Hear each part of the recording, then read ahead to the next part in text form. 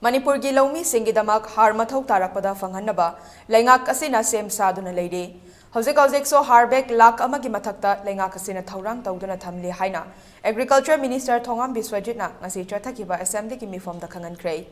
Assembly mifom gi wahang paung gi matamda opposition gi MLA K Ranjit na pukhatlakiba wahang gi paukum piraduna leingak asina phanghaliba har sing asin nataba tongana har chingba dealer sing asi thingnaba har mathou tabat Loumee singi masak maming khangdokpagi thabak paikhatli hairiba Loumee sing asi software ama sem laga duplicacy leitanaba handaki March tha asiki manungda loisillaga mathangi April thagi May tha faubagi manungda har phanghannaba hotnari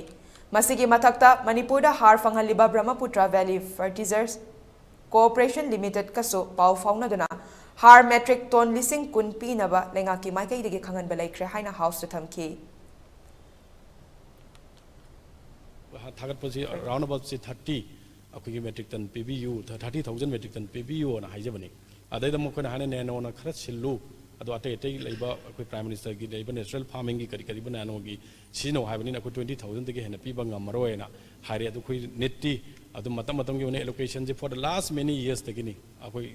handara ga koina propose to buna ama handara pona ama oibijina har gi shortage dum leirakpani masi manipulation khaktana na te haibji ma house da sengdok jage adu galona lona ado khoi da khwai luri se toan ba har gi akoi gi pirak pa se akoi gi Loumee singsina akoi gi kano se akoi ahong ba situm juria se pamne ahong wang ta ba aduna akoi da har maming doi bai har tawdre ama su lei nim kano gi ma har se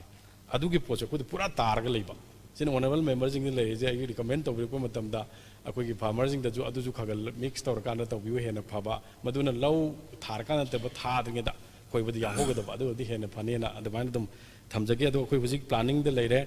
koi rabi gi crop ki kana gumana thengba natraga double cropping gi tongning ba leire ga shu ina han house ta thamjagre akoi da matik chana har hujik 1 lakh akoi gi mathakta back lei district sing da su loina mak lei adu akoi state ta su lei aduna akoi har gi award padi hojik phau di mamang de kharip ki da kitang awab thengna ga su koi hujik bak ti sarkar sina silla kanda matik chana thami adu thongani haibaji mai house ta commitment